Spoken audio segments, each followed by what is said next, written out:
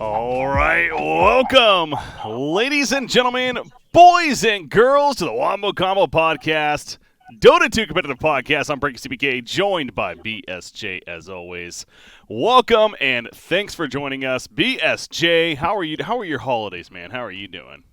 They've been busy, man. I'm not gonna lie. I'm struggling to keep up with like the sleep and everything, but it's good. It's all spending time with family and such. You just got to make sure you get all the stuff done. You know what I mean? Yeah. How about yours? Doing very well. Actually, spent time with family, of course, and it's obviously a good thing to good time for that with the holidays. My wife's family specifically, and I actually grinded a bit of Dota 2. Believe it or not, I played a lot of Dota 2 over the holidays. You've probably played more Dota 2 than I have. You've watched a lot of Dota 2, to be fair. Yes, that's been I happening. have watched a lot. By the way, that is absolutely true. Real quickly, your mic. I don't know if you're using the correct mic. It sounds like it's coming through a little rough. Yeah, it was happening earlier, too. Let me check real quick. Yeah, it almost sounds like the webcam mic right there. Want to make sure we can hear you in all your wisdom, of course, and the clearness that is. So, how is that? That is so much better. Yes. Okay, yeah. I just plugged my mic or my webcam back in, so it definitely must have defaulted somehow to my webcam mic. All good. All good, man. Well, we're happy to have you once again. Obviously, coming back from the holidays, and again, in your case, it was a little unique. Were you out there for Christmas, or wait, you were back before that? No, right? We got back like the 23rd ish, but it's one of those where we got back on the 23rd, but been traveling for 20 hours, so wasn't exactly like I had like a day of recovery entirely. For whatever reason, when I got there, my sleeping schedule was completely normalized within like the first day or two. Nice. But since I've gotten back, I have not been able to string together a normal night of sleep so far. So, cross my fingers that eventually happens. But as of now, it has not.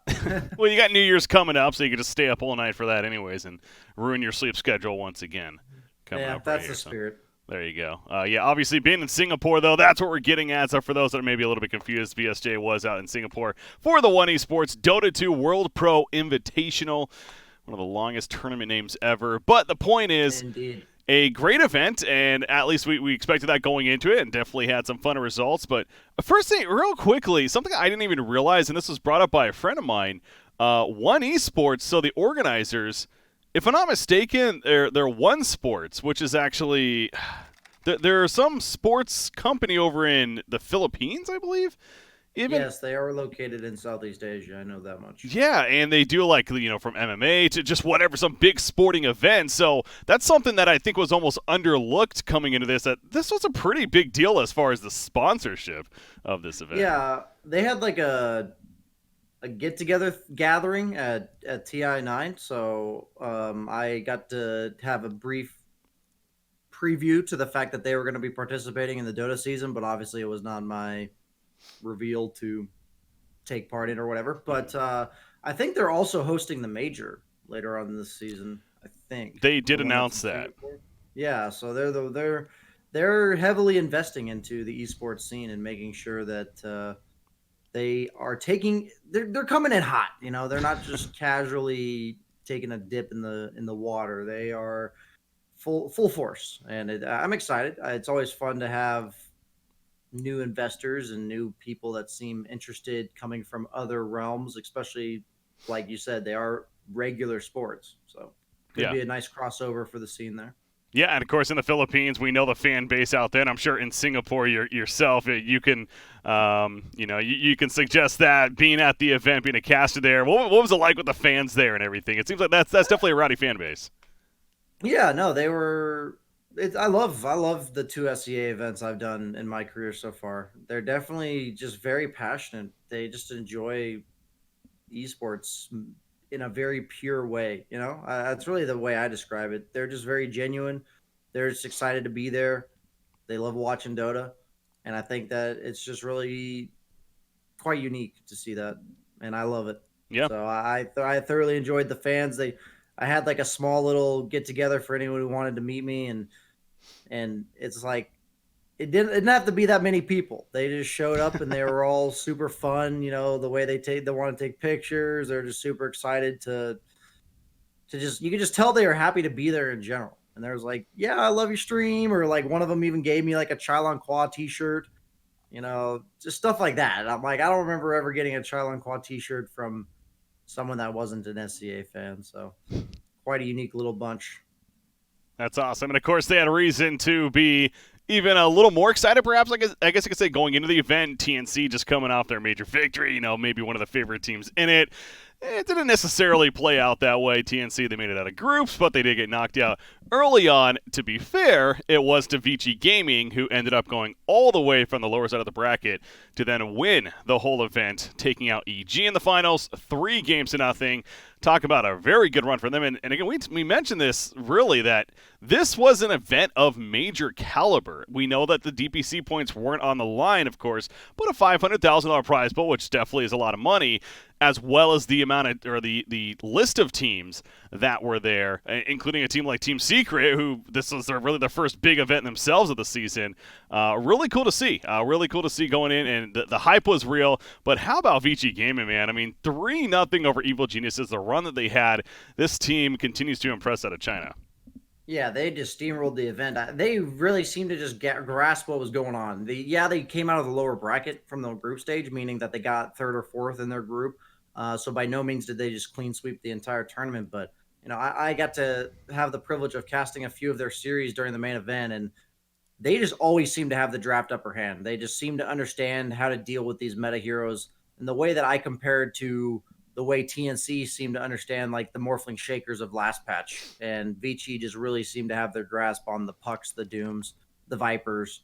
They really seem to have a clear-cut plan on how to play them very well if they first pick them themselves, or how to effectively counter them. Some of the other teams were kind of just by the end of the tournament still doing their own thing, and I think by that point, if somebody else has really adjusted their thing to fit the meta, and you kind of just keep doing your own thing, it's going to favor the team that's made the adjustments. And Vici clearly made the best adjustments over the course of the entire tournament. And that's the best part about being a caster at that kind of event. Mm-hmm. Since you're forced to just watch every game pretty much, you do see like the subtle adjustments that these teams make after they lose a game. You see them lose a game, you see how they come into the next series or the next game itself. And Vici was by far the best at that. And even though they came out of the group stage in the lower bracket, they just clean sweeped that playoffs. Yeah, I gotta say props to you as well, by the way. You sent out that tweet after the event suggesting, 500 likes, and you would do the insight for the drafts, and then you're like, wait, no, 1,000, and you got like thousands of likes as a result. Yeah, I've only had 2 tweets in my entire career that I ever got more than 1,000 likes, and it was that one and my TI8 draft analysis offering. So I guess it is quite humbling, and I do appreciate how much people enjoy that I do that kind of stuff. And I already did make the video and been getting good responses. So I enjoy doing it. And it was just, for whatever reason from that tournament, I was just like, I really want to do this if people want it. I just felt like the drafts it's a new patch. People are not sure what they're watching. Yeah, they know the OP heroes, but they want to know, what's going on with drafting in this new patch. What are teams thinking? And that was the goal of that. So I was glad to see how interested people were in having that content created. Definitely, yeah. It was. I got to check it out a little bit of it myself, and it was fun to listen to. And I agree with you. I think that's one of those things that the content is lacking. It's understandable, right? Like, obviously you don't expect teams to be going over, this is why we drafted this hero on this, but like, they don't want to give away their strategies. But somebody as yourself, who you're more from the outside and analyst, of course, on the casting side of things, you can pick up on these cues as far as what the teams are looking at potentially, and bringing the content to life. I know there was it Heen, I want to say? He did something a couple of years back. I don't know if it was for He did. I remember this. Yeah, their TI run or something. But I remember that, again, happening, and like the reaction was great, of course. So, but it really is content that certainly lacks. So definitely props for myself, and obviously many out there. Hopefully every single tournament now, BSJ, you're going to be the guy that reviews all the drafts, all right? Yeah, I'll see if people like it. In terms of, I'll probably do a similar tweet for any event that I'm at, and we'll see how people respond to it. Well, like I've had events where like I usually have above 50% when I'm predicting the result of the game, but that specific tournament, it just felt like the drafts were very clear who won. Mm-hmm. And in new patches, especially, I think when teams win the draft, it's even more beneficial just because people are going to mess up, and if they have the naturally better draft, their game plan is going to kind of fall into place more naturally. And so at the start of new patches, I think it naturally benefits teams with a better draft even more so than it usually does. Mm-hmm. So that's why I think in this patch specifically, it was a lot of the panel and stuff. We were just talking before the game started on camera, and it's just like it felt like pretty much everyone was on the same page of what they expected to happen in the game, and that's when you know that the draft does tell you a story. And I think that's really important for the average viewer to be able to see that story and then be able to watch it play out. Yeah, of course, it's a big part of the game, no doubt. And like you were touching on, I mean, obviously, right after such a massive patch that took place, even more reason for the insight being necessary and people wanting to understand why certain things are happening. Well, kind of delving into that a little further, I guess. Focusing on this event being the first big one post patch. We could look at the stats specifically and maybe a couple of cues that were really picked up on. Me personally, I felt like just kind of a general blanket statement is it really felt like that this is a patch from this event at least of very aura heavy, very fighting together, a lot of action, of course, objective based with the outpost introduction and bounty runes in the new placements. I don't think it's that surprising. But we even see heroes like Viper, for example, that's not necessarily the strongest carry throughout the game, but he's one that can dominate his lane, and then you can play around him earlier on. So Tiny and Puck were the top two most picked heroes. Tiny by far, by the way, over Puck, and it goes down from there. So again, these heroes that really insist on going for action. We don't necessarily see a lot of these sit back and farm heroes like your anti-mage, Phantom Assassins, whatever. Yeah, it's very situational if you're ever going to pull those off. Anti-Mage was really the only one we saw. I don't really know if it had a high win rate. I think it overall, the games I saw did not do too well. The thing I see about Anti-Mage is like one little slip up, even if you're having a really good start and the hero seems to just lose. Pretty much just low cooldown fighting. You need to at all times be able to fight, and heroes that can't fight very well just don't operate in this meta. Too many objectives, too many things on the map to get.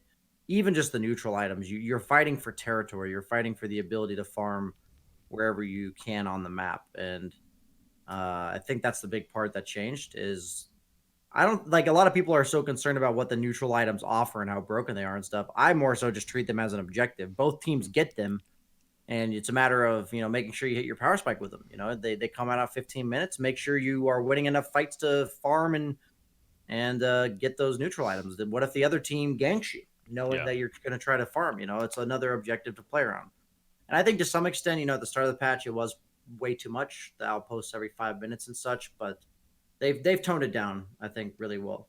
Yeah, they're finding a balance, certainly. And that is an interesting way to look at it, too. And again, something we certainly saw in the event is, it's one thing in your pub games. Like, I noticed that in my pub games where, it's like 8.5, 9 minutes into the game, and I'm like, guys, we don't have any tier 1 items. Wait, we should be in the jungle. In the pro games, you'll see the players literally make a point at 7 minutes to be in the jungle, start farming those stacks, or if there's not one, just a general jungle and making sure to get those tier 1 items as soon as possible. So there really are these marks now at the 7 minutes tier 1 items, at the 10 minutes the outpost, 15 tier 2. It's every 5 to 7 minutes or so that you really have something specific to do now in Dota. And again, that as a result, I think is fair to say, kind of makes action a lot more potent when it comes to the gameplay itself. So and again, that really does reflect in the heroes. Like, I'm looking at the top 10 heroes that were played at this event. It is just all really heroes that want to fight earlier on than later. I mean, maybe Morphling of that top 10, the one that I guess you could argue not really, but he certainly can bring plenty to the table if fights are to break out there. Yeah, the main thing is not necessarily heroes that want to fight all the time. They just have to be capable of fighting. Because if you're not capable of fighting, then the opponent's just going to force it down your throat, and you're going to be just playing dodge game all the game, and they're going to be taking a bunch of objectives. You have to at least have the threat of fighting them, so that either you can fight them or they're scared of fighting you. One or the other. So Like with heroes like Morphling, even if he's not the best low cooldown fighter where he wants to be fighting all the time, he absolutely can help his team in fights. So that is on the opposite side of a hero like Phantom Assassin, who needs like 2 items in order to do enough damage to contribute to fights. And also Morphling, very survivable on his own in the laning stage. A lot of the carries that are popular right now, they get ahead with levels. Like once they get level 7 or 8, they're really strong, and they just naturally bully away their offlaners. So even if a carry's a bit greedier like Morphling, he's like a very powerful hero just by getting level 8. Heroes like the PAs and the Spectres, they just don't naturally bully the offlaner even when they get a decent start. So those are the safe laners that we're really looking at being popular. The Slarks, the Morphlings, these heroes that just eventually the offlaner is really scared to walk up, and that's the goal. Looking at the stats, continuing on that track here, it's always fun to see, win percentages of certain ones. And as far as some of the more popular heroes, Templar Assassin really stands out, man. She was maybe like the 12th picked, 84% win percentage in 19 games. That is pretty damn high. So is that something that you noticed at the event as well?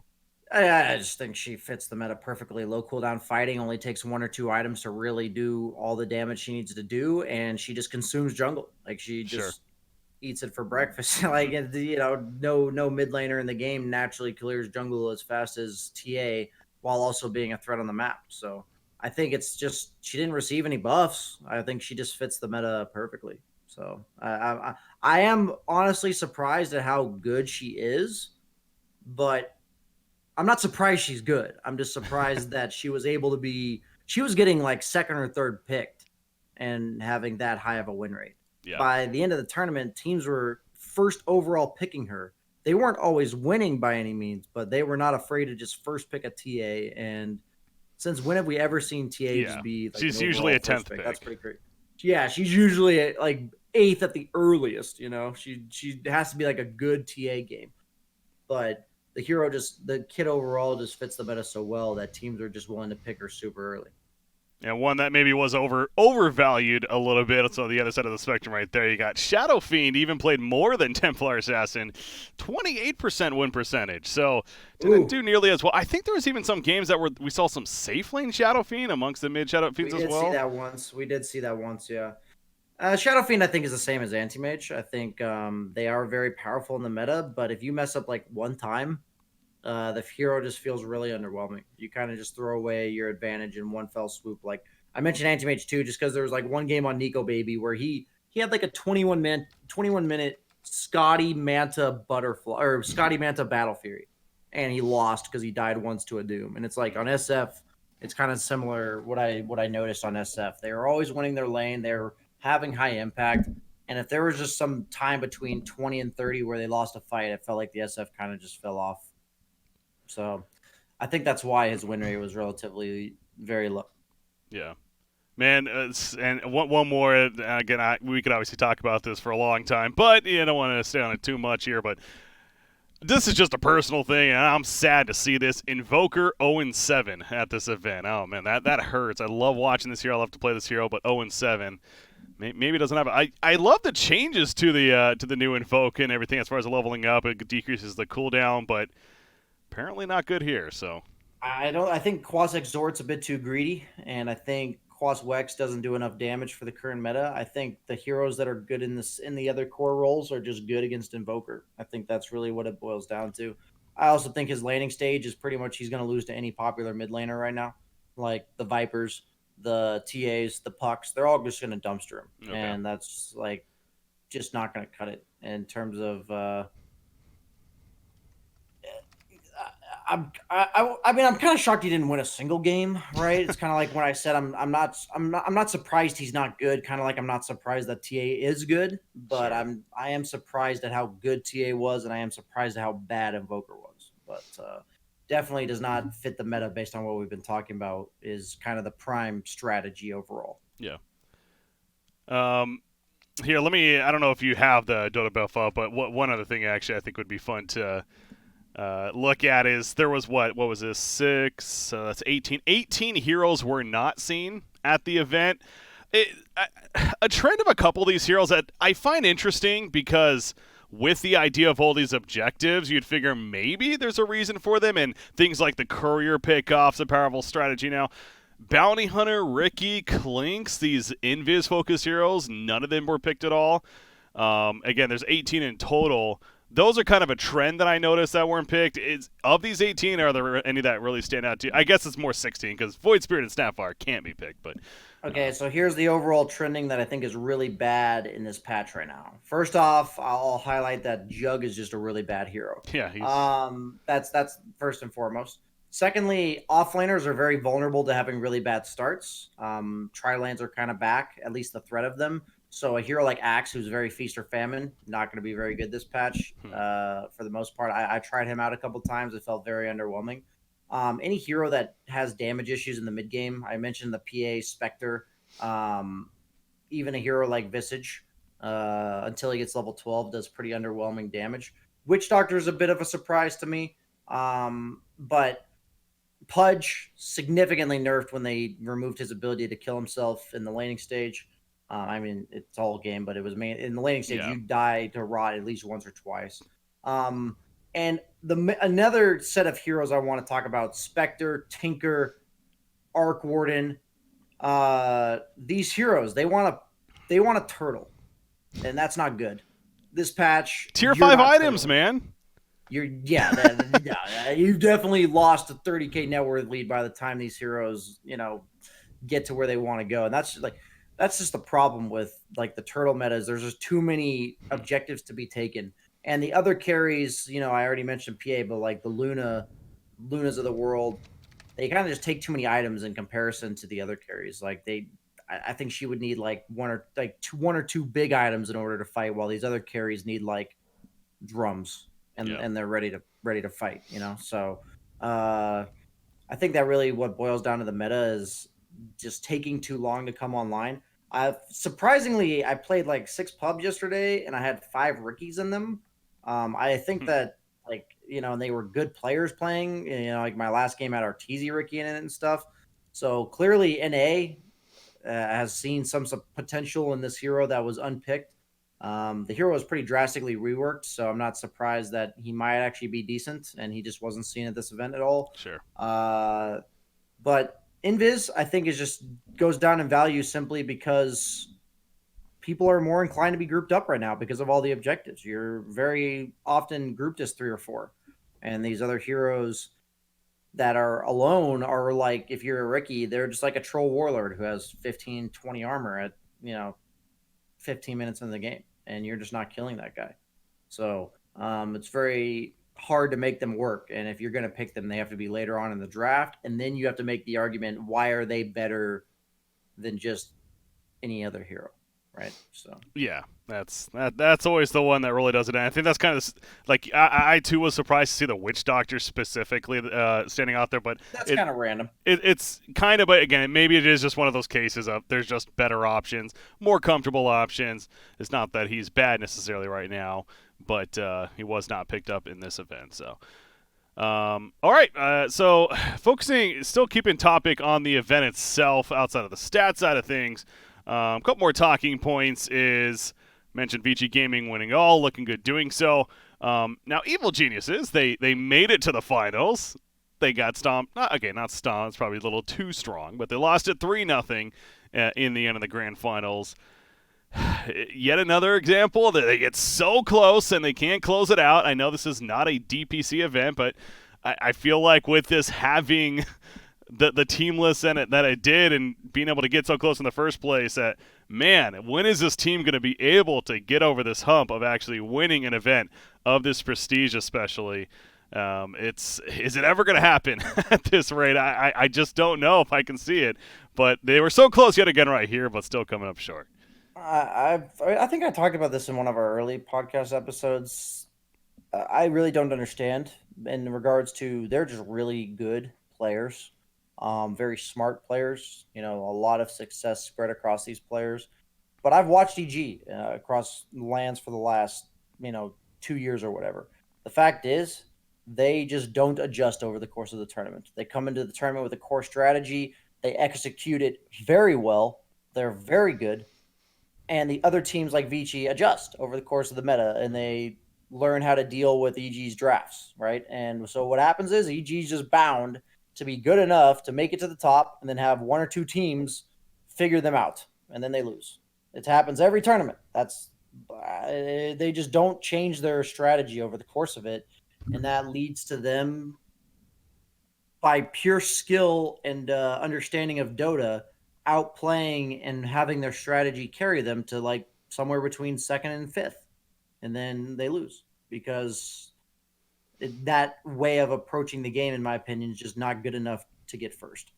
That's pretty much what I think, and it's amazing to me that it still works that way for them. Like for me, when I watch these type of players, it blows my mind when I watch like Crit stream, Yeah. and I'm just like, wow, this guy's so good. Like, holy crap. And then you watch them in the tournament setting and they look so good. And then in the like last two series, whether it's the third place game or the finals in this case, they're just underwhelming. And it really shows how important strategy is in Dota. That's really what I emphasize. Any traditional sports fans tuning in, NFL specifically, comparison I like to make is to the Buffalo Bills, man. 4 years in a row, they made it to the Super Bowl, losing all 4 years in a row. It really is. It just feels like it's obviously in this case not making it to necessarily the finals every time, but getting so freaking close. And we know that they are definitely worthy of it, but they just cannot get over that last hump. So they're in finals contention every single time. It feels like it. Yeah, they never really have that disappointment in the sense of getting knocked out early, right? I can't think off the top of my head at least the last time when, I mean, maybe it has happened once or twice before, but overall it feels like, again, they always make it deep at least. I mean, hell, you look at this event, talking on jumping into that side of things, this was the first event we also got to see LGD, and they didn't even make it out of groups alongside Team Liquid, by the way, who was also pretty disappointing to see not make it out of groups. And I know you were even hyping them up, talking about this seems like a good patch for them now, and obviously coming off a good qualifier there that they had in the European qualifiers for the major. But LGD, going back to them though, man, are you concerned from what you saw from them, or do you think this is going to be it's their first event, let's not overreact? I'm going to be genuinely honest with you, and I think that a lot of organizations, I talked to, I'm pretty good buddies with Blitz, the coach for Liquid, and I'm using this to answer your question about LGD as well, that teams are realizing that if they want to be good for TI and if they want to be good for the majors, that it's just too much to ask of their players to constantly be at 100% for the entire year. Liquid straight up, they basically told me they won the qualifiers and they felt really good. And they all had like family that they wanted to spend time with for the holidays, and they just didn't practice at all for this event. And part of them was like almost regretting signing up for this event. The only reason they signed up for it was because there were good teams, and this was right. They signed up for it right after TI, where they were nervous about making sure they had a decent season, and they were able to get their exposure and practice that they needed to compete with these better teams. And for me, it's like, I hear this, and when I was on competitive teams looking to go to tournaments about 2 years ago, this just wasn't the mentality of really anybody. And I think teams are realizing that taking care of their players is really what it means to have the longevity and have the basically endurance. People don't want to disband. Yeah, the endurance. There you go. That's a good word that I would be looking for. And I think with a team like LGD, I don't talk to them because obviously for the most part, they don't speak English. But like, I have to assume to some degree, it's just that, they probably made some like boot camp or practice schedule to go for the major, and then they just get bumped out in a best of one and the open qualifiers. And they're like, okay, let's go spend time with our family. Like, I'm sure that's what happened. I just have to believe it because like it really does prove how current you have to stay with Dota though. Like how good of a player you could be. And if you just take 2 weeks off on a new patch, that you're just going to look so weak compared to similar caliber players, right? Like you're just going to look so bad. And that speaks to me volumes about the game of Dota itself rather than about these players. Like I know for a fact Liquid is going to boot camp really hard for like the 2 weeks before the major. And I'm confident that they'll look at their old form. Am I confident that they'll win or whatever? No, but like I am confident that they'll look way better at the Okay. major than they will at that tournament. That's fair. No, and that also obviously opens up the other discussion of there's no off season really when it comes to these seasons, and how, I mean, the season itself has been adjusting ever since 3 years ago that it was even created, and then before that it was just all third-party tournaments that led into TI, and it was just as chaotic anyways in a lot of ways. So yeah, it is a tough spot, and that is an interesting perspective for a team like Liquid here, specifically. LGD, yeah, they got knocked out in a best-of-1 open qualifier. So, again, they did take a break, obviously, for the first cycle there, and then came back figuring that they would be fine for the second cycle, and then whoopsie. Sure, there's still stuff that may need to be done when you look at the overall length of the season and the expectations of these players, and they are human after all, blah, blah, blah. But on the other side of it, then, again, they're competing for literally millions of dollars at a lot of these events, so it is also hard to sit back and say, you feel sorry for a lot of these players.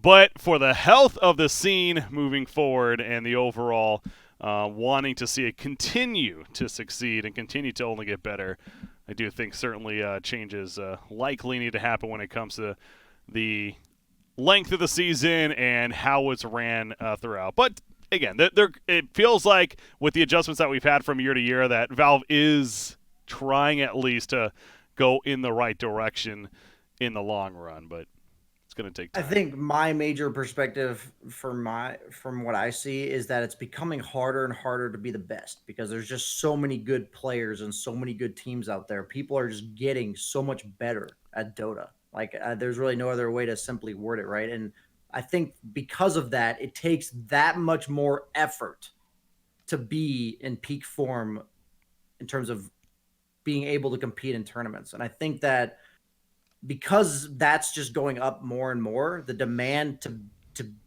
for what it takes to make it is just continuously increasing, that it's just becoming harder and more impossible to do that always. Like it's just that's a combined factor with what we've already said. Yeah. And I like, it really does take playing 60 to 70 hours a week to be on peak form. That's crazy, like that's yeah. what it takes. Now tell a guy to do that 52 weeks a year, like God, like, is that really even worth it at that point? Like you're just going to be miserable. So I think there is going to be a balance, and potentially players are doing it too much, but to some extent it does have to do with just how much better the competition is getting and how quickly it is getting better. Yeah, I think that's the main and thing. again, to both of our points, I think too. Again, to be fair, this was a third-party tournament, so these teams had the choice to go to this or not. It's not like they were forced for part of the DPC. Absolutely. So when it comes to third-party events, that is on the team and the players and the management, whatever. So that's their decision. And if they're overtime now, as you pointed out with Liquid's case, obviously circumstances maybe changed a little bit right there. LGD more so, I guess, but still. Well, they just weren't sure if they're going to be qualifying for majors, Yeah. right? For instance, so if you take that in August and you're not sure if you're going to be qualifying for majors, and then you feel like, yeah, we're looking good this season, we're going to be in every major, and then you're like, so when do we take time off? like what if they weren't in this next major? I'm sure they would have treated this tournament like a major. That's what it would have been for them. But then it's just, all I'm saying is, yeah, they're volunteering to go to this tournament, but by the time that you actually go to the tournament, between the time that you chose to go to the tournament, for any of these teams, so much can happen. It's just like with LGD. I'm sure when they accepted this tournament, they weren't expecting to have been knocked out of the open qualifiers for the major at that point. So a lot can drastically affect your mental state or your team's motivation going into an event between the time that you accepted it and when you are actually going. So it's a very fluid system that they have in Dota, with these teams. It's so hard to wrap your head around, even as somebody who's a part of it, and talking to them, it seems like people are still figuring out for themselves what they think is best. How often should we take time off?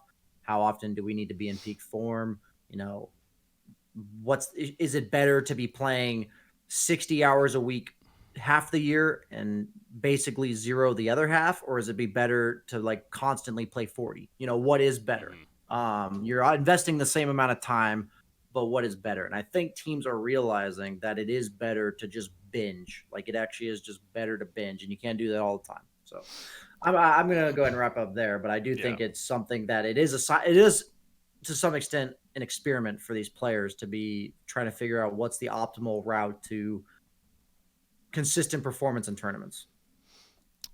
All right. Well, for those tuning in to the live show, this is our last show of the 2019 year, of course, and well, I guess for people, and of the decade. Of the yes, so that's true. Easy to think, right? Of the decade as well. It's crazy, man. I mean, you think this decade when it comes to Dota 2, it's what it was officially beta was in 2010, I want to say, for the most part. So pretty much has filled the whole decade, yeah. Because TI 1 was 2011, so it probably was around 2010. I think I started playing in 2012, so to think where my life's gone in the last 8 to 10 years is pretty crazy. Yeah, just the little small decisions you make that pretty much dictate the rest of your life. It can always be insane when you look back on it in a scope of 8 to 10 years, man. It is, and obviously for so many players involved in this game, or spectators and everything, have been whether they've been playing it just casually or watching competitive scene or playing in competitive scene. It's obviously done great things as far as entertainment goes. For a lot of us, but what I was getting at there was that we wanted to do being the last show of the year / the decade as well. Wanted to kind of look back a little bit at 2019 and give our opinions, or so some of the look backs as far as what happened throughout the year that really stood out as we do head into 2020 now. 2020. That itself is still crazy to say to me. 2020 is here. Yep. It seems like 2000 was so recently.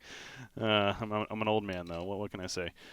All right, so I figured, starting off strong, starting off with the obvious of 2019, and what really stood out was the repeat. OG taking TI9 after winning TI8.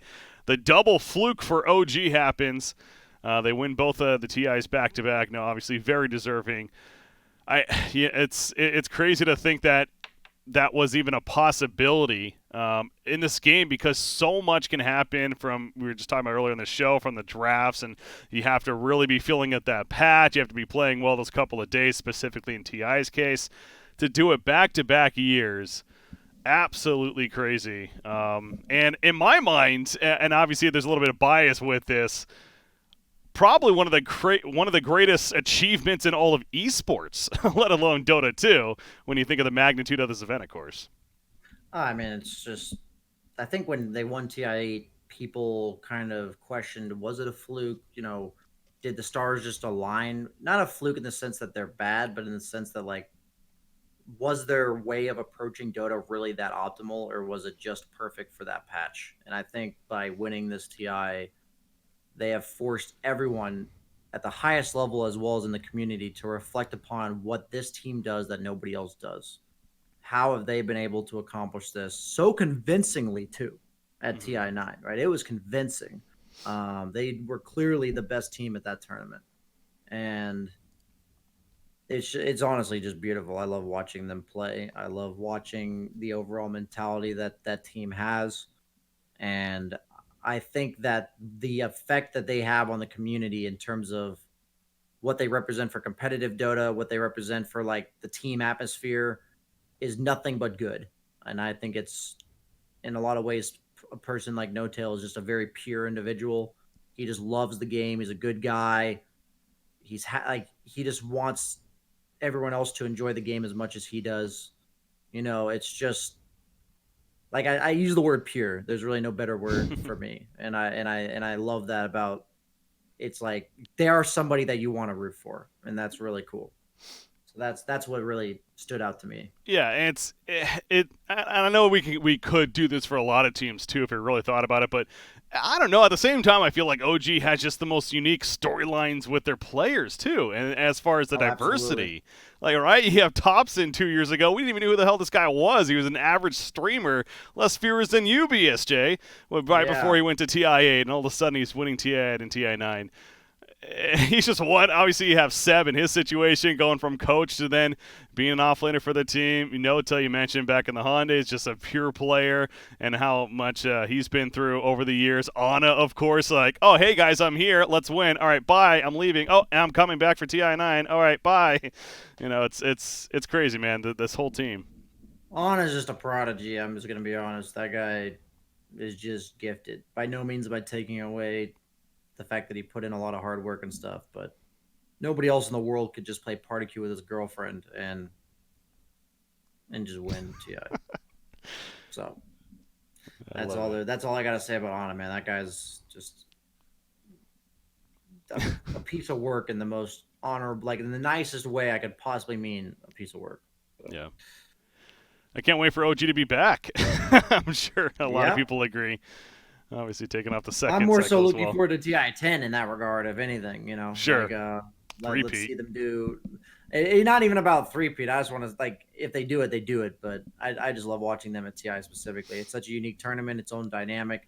A lot of the players really do say, like, it's about who messes up the least at TI. Every other tournament, it's not reliable to rely on other teams to mess up. But at TI, everyone just plays so much worse is pretty much what everyone says. So it's like, who can just bring in the clutch, who can play their normal level of Dota, who can treat this like any other pub game. And that's so much easier said than done, right? It's just so funny to think that, I'm not saying this is going to happen by any means, but the idea of OG could literally not play this whole season and then show up for the qualifiers for TI, qualify for TI, and they would have to be one of, if not the favorite team to win TI10. I mean, they're the back-to-back champions. They had crazy runs in the first 2 years. It's an amazing accomplishment of what they've done, and obviously that goes back a couple of years even. But still, it's just OG winning TI9, like I said, not only for Dota 2, but just really esports in general was that certainly deserves a moment of the decade. Absolutely for them. A couple other talking points from TI9 specifically. Of course, the massive event that it is, the biggest prize pool to date for anything as far as esports goes. Well, is it still actually? I just said that because I know Fortnite did do the. Well, that's okay. Let's not get into that topic. Anyways, Virtus.Pro finishing 9th through 12th at TI9, and then ultimately disbanding as a team essentially. Obviously, Solo and No One are still part of the squad, but Roger, Ramses, and Pasha all going other directions. But I bring this up because let's not forget VP for those 2 years, for going to TI8 even and now to TI9, those 2 years, they were one of, if not the most dominant team in Dota 2. They had crazy success at the majors. I know this last season it was more secret, was the number 1 seed overall, I believe, but they were the 2nd seed. There's reasons to believe that this is a team that is finally going to break through and at least get something like a top 3, if not win it all. But man, another disappointing performance. We talk about EG having disappointing performances. Virtus.Pro, I think you could actually say they were even more disappointing in a lot of ways.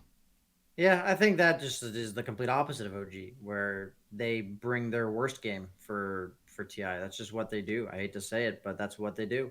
They are unable to treat it like any other game, like any other tournament. And they let it get to them. They clearly had some like personal issues between players, and it just shows like the impact of playing a tournament of the magnitude of TI can have on some of the best players in the world. Like that's why that, like, I think what they do in contrast to what OG does is just proof of how hard it is to do what OG does. Mm-hmm. That these other players can try and they just fail to accomplish exactly what OG is able to do in these tournaments or in these TIs. So it's pretty crazy to me personally. I more so think that their failures highlight the success of OG, if anything. Sure. Infamous finishing 7th and 8th at TI9. The one last storyline I think from TI9 specifically worth bringing up at least. And it's 7th and 8th, okay, whatever. But it's more so South America region in general. And that this was really the first time where everyone's like, okay, South America is starting now to really become a region of their own. Let's start actually respecting them a bit more and maybe have some higher expectations as far as what do they bring to the table at the coming seasons, including this one. Now, obviously, so far this season maybe hasn't necessarily been the greatest follow-up, but there's still a long season ahead of us, and this was nothing but positive, though, is fair to say, for South America Dota and the future that it holds. I just like to see that people, even myself included to some extent, originally started by saying, God, why are we giving this region a slot? Like, they're just so bad. And it then led to, like, wow, everyone's just so happy to see that this region's competitive. And instead of being, like, bitching about them being in the tournaments, they're more so, like, rooting for them to prove themselves. And I think that change in dynamic is really healthy for the scene and really cool to see. I think that's the highlight for me, is the fact that people are so excited for them to do well. I think is the best part about it. And kind of similar topic, Southeast Asia Dota has obviously been a bit more respected in recent years, but TNC winning the major, the first one of the season, certainly helped even jump that much more when it comes to competitive Dota in the Southeast Asia region. Again, we'll see how they continue to follow things up, but I still think a worthy moment that happened throughout this year. Oh, absolutely. If anything, come on, NA. We need when we do our 2020 review, I want to see the one major that NA has won, man. Because as of now, it's right. It's pretty damn scarce. If I believe it's a fat zero, but correct me if I'm wrong on that one. I'm sitting here like looking at my ceiling now, like pondering. I can't think of one that they have won.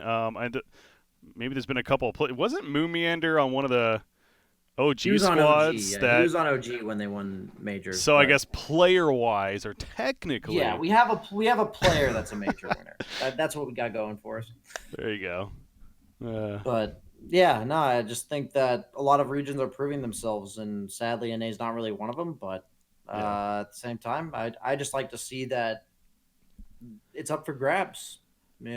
That's what I'm rooting for, is that competition breeds growth. And now my goal from this growth would be that the level of growth we're seeing in the competitive scene can be seen in the player base. But that's a whole other topic in and of itself.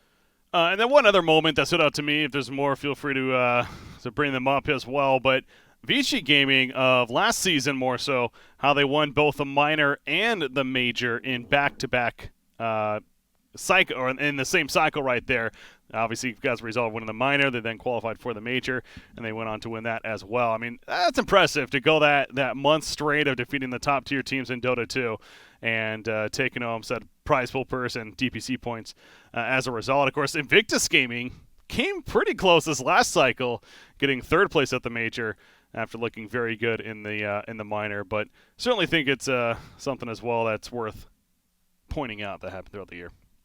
Yeah, absolutely. I mean, more so like the teams at the major have more information on you because you just won a minor. So they have, 12 or 15 games or something of you playing this patch. So it's even more impressive to me that they're able to kind of reveal what they do best and then still make it that far in the tournament.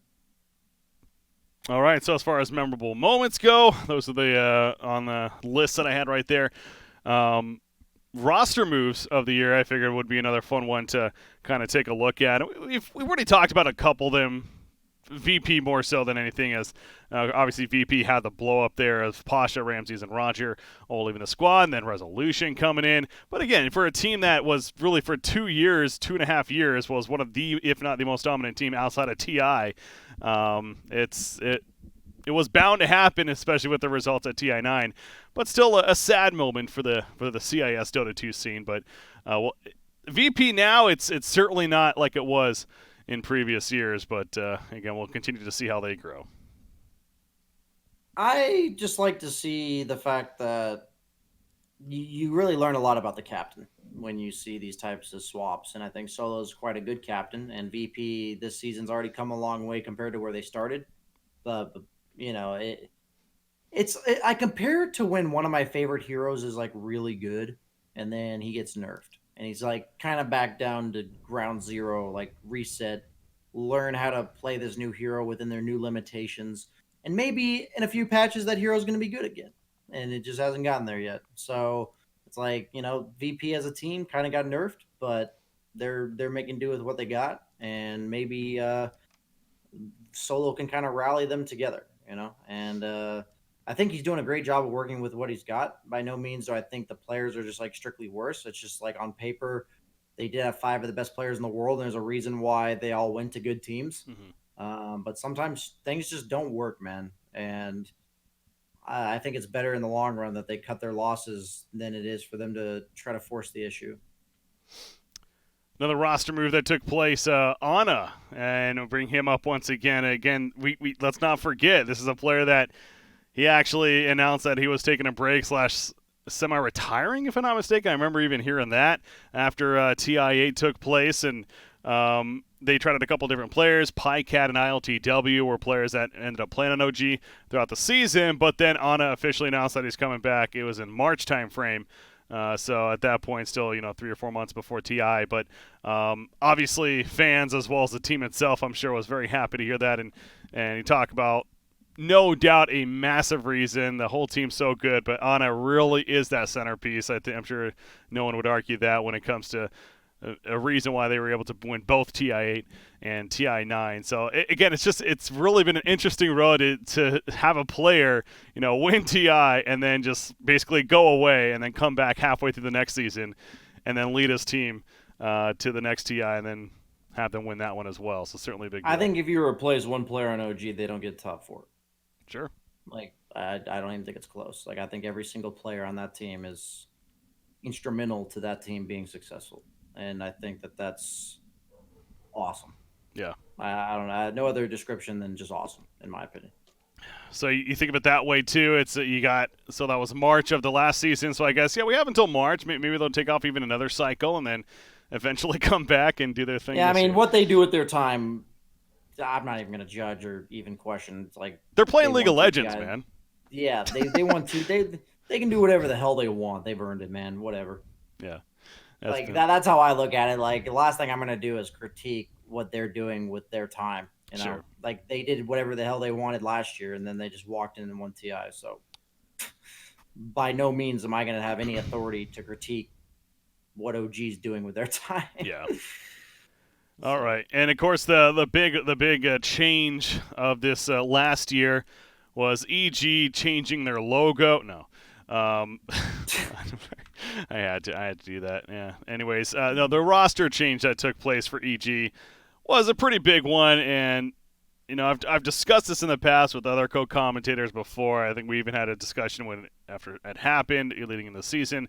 The idea with EG, it just felt like that they needed to certainly change something. Specifically, it was either build a roster around Arteezy or Sumail. They chose Arteezy. You bring in, obviously that was Sumail and S4 no longer part of the team. Ramses and Abed actually replacing Ramses, again, the really interesting one, going to offlane. Abed coming from Southeast Asia, the new mid player. Pretty big deal. So you kind of look back now when it happened to now. Again, still haven't won that big event, but what do you think? Has it actually been for the better so far, or is it just not enough information yet? Where are we at?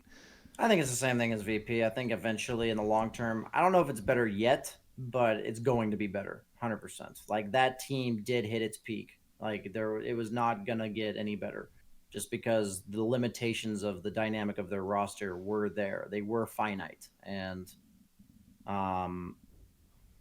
even if sometimes in order to grow, you got to sacrifice a bit in short term. And I think that as of now, they haven't reached what they were. But by the time that it matters, which is TI10, I'm confident they will be better. All right. Well, we'll see how that continues to go. Again, work throughout the season, and they got to get over that hump eventually. It feels like it. So it's roster change. By the way, I didn't get the chance to watch too many of their games at this event, but any take on Ramsey specifically in that offlane role that stood out to you, or?